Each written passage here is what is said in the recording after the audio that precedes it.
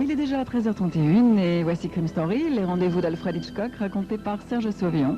Aujourd'hui, le premier client de la saison de Vincent McConnor.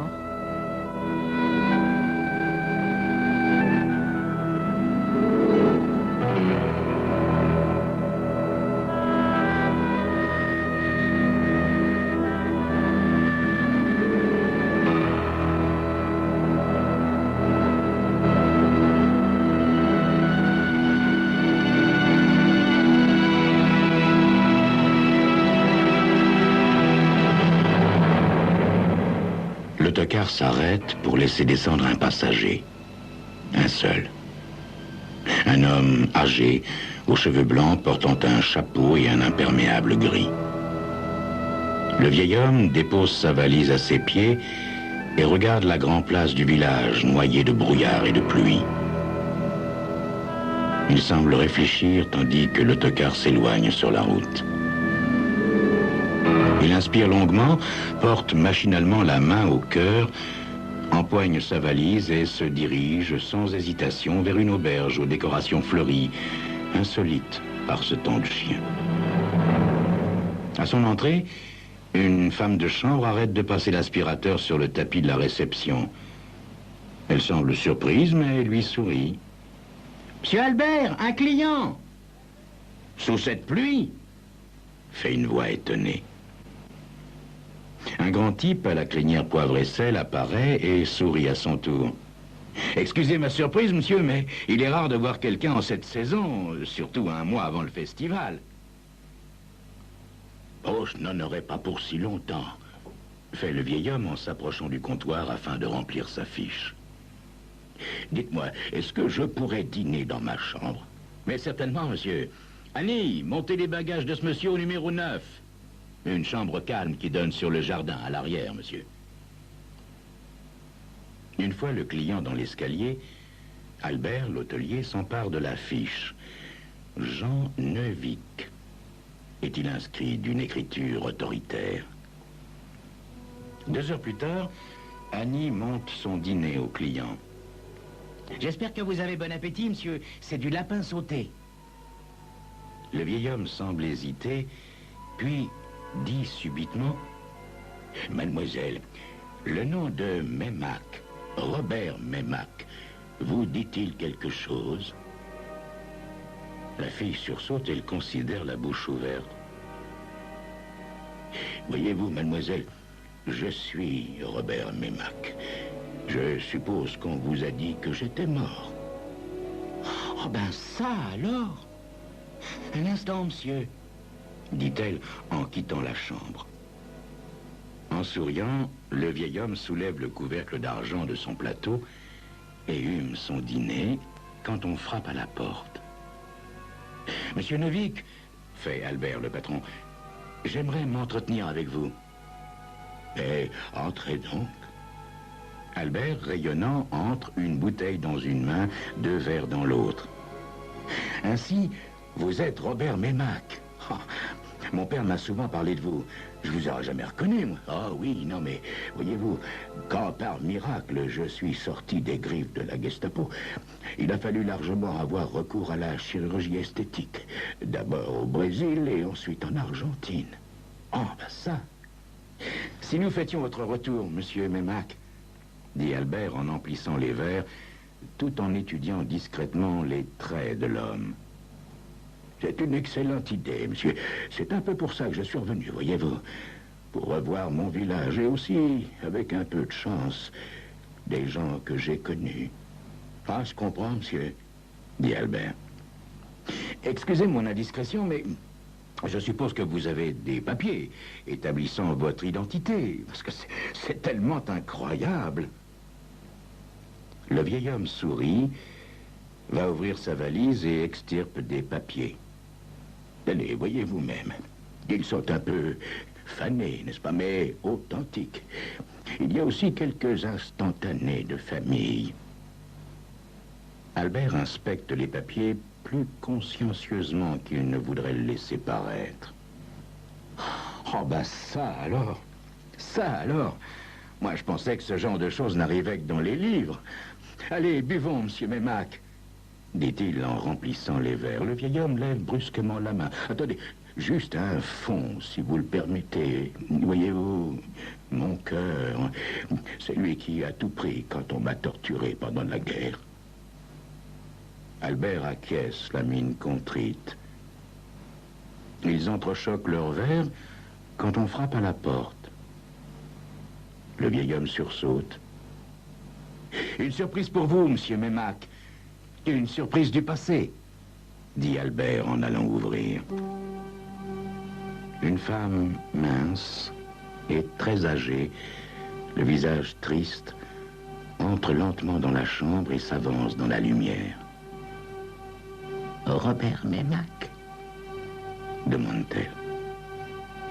Qui êtes-vous, madame? Vous ne me reconnaissez pas. Il est vrai que j'ai beaucoup changé depuis le temps. Sophie. Le vieil homme sursaute. Est-ce possible? Sophie. Sophie Lamazière. Eh oui, Sophie Lamazière. Mais je vous croyais morte, Sophie. Ils vous ont emmené ce soir-là dans le train. Oui. Pendant 2 ans, j'ai été considérée comme morte, oui. Personne n'est revenu vivant de cet endroit, mais quelques-uns ont réussi à s'échapper. J'ai eu cette chance. Le vieil homme semble paralysé. Au bout d'un moment, il articule. Quelques jours après qu'ils vous eurent emmené, j'ai été moi-même dénoncé, n'est-ce pas? Ils ont trouvé un émetteur radio dans mon usine. Ils m'ont interrogé et torturé pendant des semaines et des semaines. J'ai réussi, moi aussi, à m'évader. L'Espagne, le Brésil et enfin l'Argentine. Pourquoi n'avez-vous jamais écrit? Demande Sophie. Oh, ma mémoire m'a joué des tours pendant des années. C'était terrible, vous savez ce qu'ils m'ont fait subir. Comme quelqu'un m'avait donné le nom de Jean Neuvic, eh bien je l'ai gardé, n'est-ce pas? Jusqu'au jour où la lumière m'est revenue par bribes. J'ai mené une enquête d'ambassade en consulat, et me voici, avec mes anciens papiers d'identité. Il lui tend les 2 mains. Sophie, oh Sophie. Elle s'écarte vivement et évite les mains tendues. Non, Robert, non. Je suis mariée et grand-mère. Vous n'auriez jamais dû revenir. Mais voyons, Sophie, je suis né ici. Le passé est mort, Robert. Laissons les choses ainsi, dit-elle en quittant précipitamment la chambre. Le vieil homme est de nouveau face à Albert. Voyez-vous, nous devions nous marier, Sophie Lamazière et moi. La dernière fois que je l'ai vue... Oh, elle a raison, monsieur Memak, le passé est mort, voyons. Il vaut mieux oublier cette époque, cette détestable époque, où il y avait dans notre petite ville un homme malfaisant qui dénonçait ses amis aux Allemands, ce Michel Pessac. Oui, Michel Pessac, c'est lui qui m'a dénoncé, c'est lui qui m'a livré aux Allemands. Oui, bien sûr, Pessac a fait arrêter tout le monde ici. Mon frère, mon oncle, le traître. Je suis payé pour le savoir, n'est-ce pas? Dites-moi, pourriez-vous me rendre un petit service? Mais bien sûr, monsieur Memak, dit Albert en se resservant à boire. Voilà, j'aimerais que personne, vous m'entendez bien, personne ne sache que je suis ici. J'aimerais rester Jean Neuvic pendant quelque temps. Ouais, je comprends, monsieur Memak, enfin, je veux dire, monsieur Neuvic, je comprends. Mais à une condition, alors. Laquelle? Que vous acceptiez encore de trinquer avec moi. Dites, c'est pas tous les jours qu'on ressuscite, n'est-ce pas?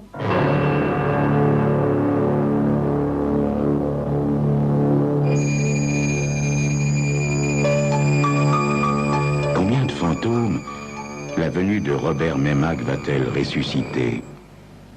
Combien d'ombres vont réapparaître dans cette petite ville noyée dans le brouillard et la pluie? C'est ce que vous saurez dans quelques instants.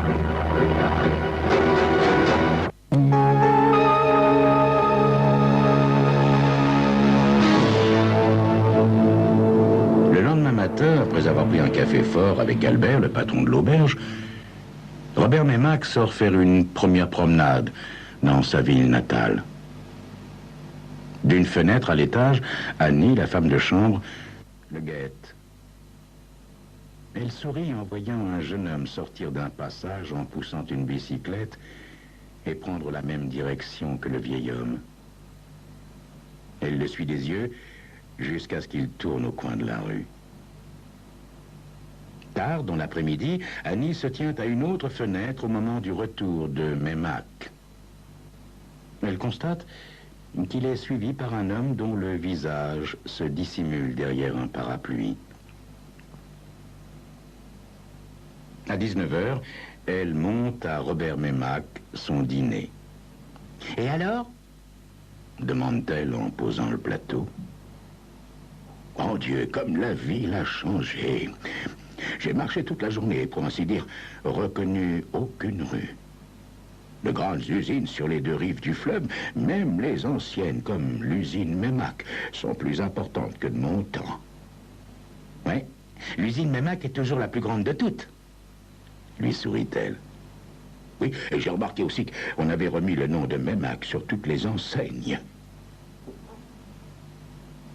Sans un mot, Annie quitte la chambre, le laissant à sa rêverie. Alors qu'il termine son dîner, il entend soudain un grognement. Il dresse l'oreille, fourchette en main, puis il se lève et colle l'oreille au mur. Rien. Sinon la pluie qui bat contre les vitres. Il hausse les épaules et s'apprête à se rasseoir quand le grognement retentit à nouveau. Il provient de la chambre à côté. Prenant une décision, le vieil homme sort dans le couloir et colle son oreille à la porte voisine. Rien. À cet instant, le grognement reprend. Meymac regagne sa chambre précipitamment. Il est en nage, le cœur battant douloureusement. Il compose le numéro de la réception. Monsieur Albert, Meymac, enfin, je veux dire Neuvic à l'appareil. Dites-moi, y a-t-il des animaux à l'intérieur de l'hôtel? Des animaux? Non, à part le chat qui est dans la cuisine. Non, parce que je viens d'entendre grogner un chien à l'instant dans la chambre à côté de la mienne. Ah ben, c'est impossible, monsieur Neuvic. Elle est inoccupée. Ne pensez-vous pas que c'est un tour de la pluie et du vent? À moins que ce soit un chien qui aboyait dans la rue. Dites, à propos, j'allais vous téléphoner. Accepteriez-vous de vous joindre à moi dans une demi-heure environ? J'aimerais vous montrer quelque chose. Ah oui? Mais de quoi s'agit-il? Ah bah ça c'est une surprise, monsieur Neuvic. Bon, eh ben, écoutez, dans ce cas, c'est d'accord, monsieur Albert. À tout de suite. Il raccroche et s'essuie le front, puis, poussé par une impulsion, retourne dans le couloir jusqu'à la chambre voisine. Les mains tremblantes, il tourne le bouton de la porte et appuie. Mais la porte est fermée à clé. Voyons, est-ce que je perdrai la tête? Grommelle-t-il en regagnant sa chambre. Il appuie son front contre la fenêtre qui donne sur le jardin. Sous la pluie battante, il ne peut distinguer que les masses sombres des arbres et les sentiers noirâtres entre des parterres en friche. Alors qu'il fixe, sans vraiment le voir, le monument aux morts en marbre blanc, un mouvement attire son attention. Des formes sombres à l'aspect curieux qui traversent une zone éclairée. Il lui faut un certain temps pour se rendre compte qu'il s'agit de parapluies serrés les uns contre les autres. Des inconnus qui se hâtent de traverser le jardin. De plus en plus nerveux, le vieil homme regarde sa montre et descend à la réception. Elle est déserte. Normal, il est en avance. Ah, vous êtes là, monsieur Neuvik. Il sursaute. Albert se dirige vers lui en souriant. Mais j'étais retenu à la cuisine, excusez-moi. Il n'y a pas de mal, monsieur Albert, je suis un peu en avance, n'est-ce pas? Albert lui prend le bras et l'entraîne vers le grand bar désert. J'aimerais vous montrer un nouveau bâtiment que nous avons ajouté à l'auberge, monsieur Neuvik. Oui, et avec plaisir, dit Robert Meymac en inspectant le bar. Votre père avait l'habitude de se tenir ici après le dîner. Il accueillait ses amis. Oui, je sais, Albert, je sais. Nous allons sortir et traverser le jardin, monsieur Meymac. Sans doute avez-vous remarqué le nouveau bâtiment à l'arrière. Hein? Oui, en effet, oui, je me demandais ce que c'était. Bon, en hiver, voyez-vous, il est destiné à des réceptions privées. L'été, pendant le festival, on y donne des concerts et on y accueille de grands artistes, savez-vous? Albert ouvre une porte et s'efface. À peine Meymac a-t-il fait quelques pas dehors que la pluie aveugle ses lunettes. Nous aurions dû prendre un parapluie, Albert. Oh, mais rassurez-vous, monsieur Neuvik, on va pas très loin. Le vieil homme suit Albert jusqu'à un passage voûté, gravit quelques marches et, tandis que l'autre sort une clé pour ouvrir une lourde porte, le vieil homme essuie ses lunettes. Une fois à l'intérieur, Albert sort une torche électrique et éclaire un carrelage en damier. Il garde le faisceau sur le sol tandis qu'ils se dirigent tous deux vers une porte blanche. Meymac, qui le suit dans un couloir au tapis rouge, monte quelques marches, longe un petit couloir et aboutit dans un espace parqueté qui ressemble à une scène. Une scène de théâtre. Il se rend compte qu'un vaste espace l'entoure. C'est à ce moment précis qu'une sourde rumeur émane de l'obscurité. Qu'est-ce que c'est? Qu'est-ce qu'il y a? Y a-t-il d'autres personnes ici? C'est qu'on a une affaire à régler ce soir, répond Albert, le visage dans l'ombre. Une affaire? Mais quelle affaire, voyons? Une affaire privée qui concerne certains habitants de la ville. Quelque chose du passé qu'il serait fou de laisser traîner. Brusquement, le ton de sa voix s'élève et retentit. Voici l'homme qui prétend être Robert Meymac. Du fond de la salle, jaillit soudain le faisceau terrible d'un projecteur. Mais, quoi? Articule le vieil homme aveuglé. Vous n'êtes pas Robert Meymac? Lance une voix de femme derrière lui. Comment? Quoi? Qu'est-ce qu'il y a? Lance-t-il en se retournant pour se retrouver face à Sophie Lamazière. Vous n'êtes pas Robert Meymac. Pour la bonne raison que Robert Meymac est mon mari et le père de mes enfants. Impossible, Sophie, voyons, impossible. Meymac est mort. Je veux dire que... Silence! Gronde une voix d'homme à sa gauche. En face d'eux, une salle comble qui se tait. Le vieil homme se retourne et voit un autre vieil homme portant des lunettes noires. Celui-ci maintient avec difficulté un dogue qui tire en grondant sur sa laisse. Je suis Robert Meymac, dit l'homme. Tu me croyais mort? Tu te trompais. Cette nuit-là, seuls mes yeux ont péri. Mais voyons, j'ai vu emporter ton corps, conformément à ce que tu avais projeté. Et te voilà revenu avec les papiers que tu m'as volés cette nuit-là.